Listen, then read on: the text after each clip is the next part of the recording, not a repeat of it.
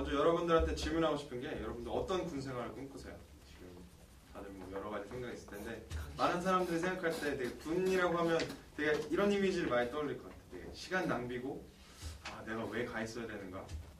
의미가 없고 하지만 이제 지금 이 자리에 앉아 계신 분들은 이제 그런 군 생활을 좀 탈피하기 위해서 지금 학원도 다니시고 공군 통역장교를 준비하고 계신 것 같아요. 저는 근데 여러분들의 이런 노력들이 정말 대단하다고 생각을 합니다. 왜냐면은 저도 이제 그 전에 여러분들 같이 3년 전에 이런 자리에 있었는데 제가 제 결정을 되돌아봤을 때 한 번도 후회를 해본 적이 없는 것 같아요. 지금 제가 군 생활 2년 좀 넘게 했는데 그 기간 동안 내가 통역장교로 오기를 정말 잘했다. 공군 통역장교로 오기를 잘했다. 라는 생각을 되게 많이 하는데 그 이유는 이제 조금 이따 설명드릴게요. 아니면 뭐 또 이제 군 생활이라고 하면 이제 이 정지훈 예비역 병력처럼 김태희를 만나는 꿈을 또 꾸고 계실지도 모르는데 김태희는 공군 통역장교들 못 만나시고요. 네. 뭐 만날 수도 있죠. 뭐. 근데 만나기 힘들 것 같아요. 네, 본인 능력이 되시는데 결국에는 여러분들 의미와 이제 군 생활에서 기회를 찾고자 지금 이 자리에서 남들은 뭐 신나게 놀고 있거나 아니면 뭐 다른 방식의 군 공부를 했음에도 불구하고 여러분들 이 자리에 앉아 계셔서 준비를 하고 계신 거잖아요. 그러면은 어떤 방법이 가장 최선의 길일까요? 저는 자신 있게 공군 통역장교를 추천해드립니다. 왜냐면 공군 통역장교가 3군 중에 최고이기 때문입니다. 일단 실력 면에서 가장 우수하다는 평가를 받는데 그 이유는 3군 중에 공군 통역장교가 가장 먼저 창설이 됐고 그리고 그런 만큼 가장 오랜 기간 공군 통역장교를 양성해왔기 때문에 노하우나 아니면 이제 통역에 관한 한 타군보다 훨씬 더 탁월한 경지에 도달했음을 자부를 합니다. 지금 여기서 보시는 바와 같이 공군 통역장교가 표방하고 있는 가치도 이 탁월함의 전통입니다. 탁월함. 남들보다 더 앞서고 통역에 있어서 우리가 하는 이 업무 하나만큼은 정말 최고로 해내겠다라는 그 사명감이 저희 하는 모든 일 기저에 깔려 있습니다. 지금 보시는 이 사진에 계신 분도 저희 공군통역장교 백기 선배, 저희 먼 선배님이시죠. 초대장에 계시던 김장욱 성신 교수님인데 그분께서 이제 직접 언급하셨던 얘기를 좀 따와서 한번 통역 에이피오스가 무엇인지 설명을 해드린 겁니다. 그러면은 저희가 이렇게 말씀드리는 이 탁월함, tradition of excellence 이게 어떤 식으로 구체화가 되는가 세 가지로 말씀드릴 수가 있는데 하나는 철저한 실력주의, 둘째는 전문성, 셋째는 형제입니다. 그 중에 실력주의를 먼저 말씀드릴게요. 실력주의가 어떤 의미냐면 여러분들께서 공군 통역장교가 되시면 여러분들의 실력을 그 다른 어떤 외부의 요소가 없이 그대로 인정받으실 수 있고 그 실력을 평가를 제대로 할 수 있도록 저희는 되게 객관적이고 그리고 공정한 체계를 확립을 해 놓았습니다. 그 중에 하나가 그 공정한 평가인데요. 그 중에 하나는 평가 실력이 아닌 이제 기타 요소들을 전면 배제하는 거죠. 예를 들면 이제 군이라고 생각하시면 이제 연줄이나 뭐 아시는 분, 예를 들면 뭐 스타를 알고 있다 그러면은 뭐 이렇게 좀 줄을 당겨와서 뭐 그 자리에 앉히는 경우도 있는데 공군 통역장교는 그런 외부 외압 요소를 최대한 배제하려고 노력을 하고 있습니다. 그것에 대한 한 가지 예로서 여러분들이 시험을 보시게 될 공군 통역장교 평가에는 공군 통역장교들이 직접 평가를 실시하고 그 평가가 여러분들 이제 평가 점수의 90% 이상이 반영이 되게 됩니다. 그만큼 이제 선배들이 후배들 뽑는 만큼 더 공정하고 더 실력이 있는 사람을 선발할 수밖에 없고요. 그 이제 나머지 10% 정도밖에 점수가 이제 어떻게 보면 뭐 인성이나 이런 부분으로 남아 있는데 아무래도 당락에는 크게 영향을 미치지 못하죠. 그런 만큼 공군 통역장교는 실력 있는 사람들을 뽑으려고 노력을 하고 있습니다. 둘째는 이제 여러분들이 좀 오해하실 수 있을 만한 부분인데 공군 통역장교는 이제 전문 어학장교랑 일반 어학장교로 구분을 합니다. 행정적인 이유로 인해서. 그런데 전문 통역장교에서 일반 어학장교는 무슨 기회나 아니면 뭐 군생활에 있어서 많은 부분이 좀 제한되고 박탈당한다라는 잘못된 인식이 있는데 절대 그렇지 않고 저희는 동등하게 모든 사람들이 공정한 평가를 위해서 이제 1년 군생활을 하고 나서 재경 지역 및 기타 지역, 서울 지역 및 기타 지역에 있는 대외 부서의 지원 자격을 전문 일반 구분 없이 동등하게 부여하고 있습니다. 이와 같은 맥락으로 저희는 이제 평가를 3번 정도 실시를 하는데 한 번은 여러분들이 이제 보시게 될 통역장교 선발 평가, 둘째는 여러분들이 임관하시고 나서 공군 작전사령부 오산에 있는 가서 받게 되시는 공군통일청의 직무교육에서 약 4주에서 12주 정도를 공군통일청의 선배들과 긴밀하게 이제 평가를 진행하게 되고요. 그리고 마지막으로는 아까 말씀드린 대외부서 선발평가를 이렇게 3번을 진행함으로써 한 번 평가를 하면 뭐 긴장하거나 뭐 실수할 수도 있는 그런 요소들이 있을 텐데 3번 평가를 함으로써 진짜 내 실력을 마음껏 드러내볼 수 있는 기회를 최대한 많이 제공해 드리고 있습니다. 이렇게 해서 공군통일장교가 되시면 여러분들이 공정하고 그리고 객관적인 평가를 받음으로써 여러분들 실력을 마음껏 펼쳐 보이실 수 있다는 겁니다.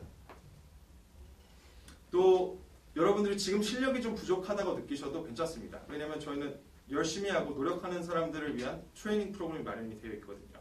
공군통일장교는 아까 말씀드린 대로 3군 중에 가장 오랜 역사와 전통을 지니고 있기 때문에 트레이닝 프로그램에 대한 노하우도 그만큼 엄청나게 많은 노하우 축적이 되어 있습니다. 그래서 실제 예로 타군 사령관이 신임 통역장교를 공군에서 교육시켜달라라는 요청을 해온 바가 있고, 제가 방금 입수한 따끈따끈한 정보인데 이제 모 군 사령관께서 또 신임 통역장교가 아니라 지금 기성 통역장교로 또 공군에서 교육시켜달라는 요청을 할 정도로 그 공군 통역장교 트레이닝 프로그램이 3군 내에 정평이 나 있습니다. 그래서 다른 말로 말씀드리면 여러분들께서 나는 지금 아직 좀 부족한 것 같다. 지금 내가 이걸 할 수 있을까라는 의심이 드시지만 만약에 공군 통역장교 선발되시면 저희가 여러분들 그런 경지까지 만들어 드릴 수 있다고 확신합니다. 그리고 이 공군 통일장교 교육 체계의 우수성은 그냥 저희들 사이에서 얘기하는 것뿐만 아니라 신문지상에도 보도가 됐습니다. 그래서 국내 모 그룹에서 공군 통일장교를 계열사에서 뽑겠다고 얘기를 했는데 이것이 지금 이 언론에서 인터뷰를 통해서 보도가 된 것이 체계적인 어학장교 교육 시스템 덕분에 가능하다라는 얘기가 지금 언급이 되었습니다. 따라서 이제 결론을 말씀드리면 여러분들은 공군 통일장교에 오시게 되면 공정하고 객관적인 평가를 받게 되시고 여러분들의 실력을 마음껏 펼칠 수 있는 기회를 얻게 되십니다. 그리고 또 실력이 지금 좀 부족하다고 느껴지더라도 훨씬 더 성장할 수 있는 기회, 교육 프로그램 동안 성장할 수 있는 기회를 받게 돼서 최고의 통역장교가 될 수 있는 겁니다. 두 번째는 이 실력을 기반으로 한 전문성입니다. 저희 공군 통역장교는 방산, 군사 외교, 그리고 작전, 이 모든 전체 분야에서 최고급 지휘관들의 통역을 전담하고 그리고 가장 중요한 굵직굵직한 임무를 수행하고 있습니다. 지금 이제 뉴스를 보시면 최근에 보시면 알겠지만 이제 블랙이글 아시죠? 그 싱가포르 에어쇼에서 고객 비행을 했는데 그 내용이 나와 있습니다. 두 번째는 이제 우리나라에서 개발한 FA-50이라는 항공기인데 이게 이라크에 방산 수출했죠. 이것도 아마 뉴스에서 보셨을 거고 통역 연습하시면서도 좀 보셨을 거고.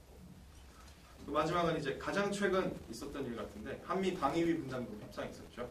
네, 그리고 전시 작전 통제권 전환도 여러분들 뭐 공부하시면서 아마 이런 것 있구나라는 걸 들어보셨을 겁니다. 혹시 이 세 가지 뉴스의 좀 공통점이라고 하면 뭐가 있을까요? 지금 머리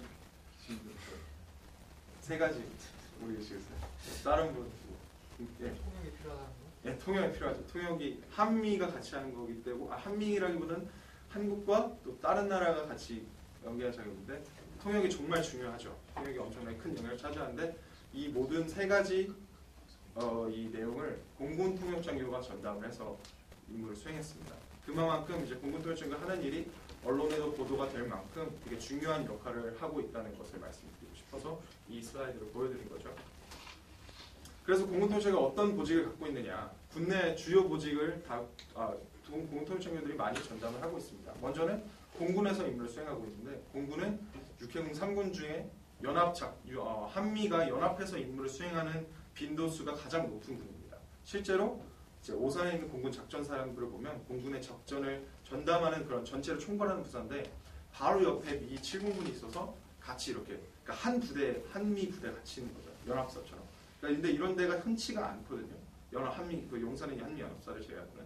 그래서 이게 한미의 그 같이 일하는 빈도수가 많기 때문에 통역 소요도 그만큼 많습니다. 그래서 여러분 통역장교로 임관을 하시게 되면 그 실력을 향상시키고 통역을 할 수 있는 여지가 더 많고 그리고 또 대구에 있는 군수사, 대전에 있는 공군본부 또한 이제 미국과의 교류가 많기 때문에 뭐 군사 외교라 아니면 뭐 방산에서 군수산에 이제 그 무기를 수입해오고 그리고 뭐 그런 관련된 교범을 번역하는 일도 많이 하고 통역도 많이 합니다.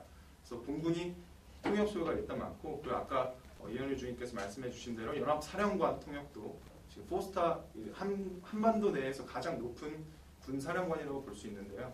지금 공군이 하고 있고 옆사 부사령관 동등한 직위의 한국군 포스타 카운터파트가 지금 공군이 하고 있습니다. 그런데 좀 이따가 말씀드리겠지만 그 공군은 군 규모가 3군 중에 가장 작아요. 육군에 비하면 약 10분의 1 수준인데 이렇게 공군이 이렇게 그 가장 높은 지휘관들의 통역을 하고 있다는 것은 그만큼 공군 통역장교의 우수성을 반증하는 결과고 여러분들이 공군 통역장교 되시면 이런 기회를 누리실 수가 있습니다. 그래서 지금 보시면 그 육군 제복을 입고 계시죠? 사령관님께서 초록색, 공군은 옆에 파란색이고요. 그러니까 원래는 육군이 해야 맞는 건데 공군 통역장교가 실력이 우수하기 때문에 공군을 그래도 계속 사용하는 겁니다. 그리고 이 공군 통역장교의 우수성은 군 내에서 그치지 않고 군 외로 확대됩니다. 지금 보시면 알겠지만 국방부, 외교부, 방위사업청에서 공군 통역장교들이 활약 중에 있고 그리고 3군 중에 가장 많은 보직을 저희가 보유를 하고 있습니다. 저 국방부 장관 통역도 지금 공군 통역장교에서 하고 있고요. 아까 소개했던 외교부에서 한미 방위비 분담금 협상 통역도 사실 외교부에서 이제 통역장교가 필요하다는 요청을 했는데 그게 공군에만 공군 통역장교가 우수하기 때문에 공군에 좀 통역장교를 보내주십시오라는 얘기를 직접 요청을 했기 때문에 저희가 공군 통역장교가 통역하게 된 겁니다. 또 마지막으로 여러분들께서도 천안함 합조단 기억나시죠? 그때 뭐 완벽 통역, 뭐 컴퓨터 통역 뭐 이런 얘기가 많이 있었는데 그때 했던 조근호 예비역 중위도 공군 통역장교 출신입니다. 네, 이런 만큼 공군 통역장교의 그 우수함은 군 내뿐만 아니라 군 외까지 확장이 되고 있고 그리고 여러분들이 이 공군 통역장교로 들어오시게 되면 이러한 기회를 모두 거머쥐실 수 있습니다. 실력에 기반한 평가를 받고요.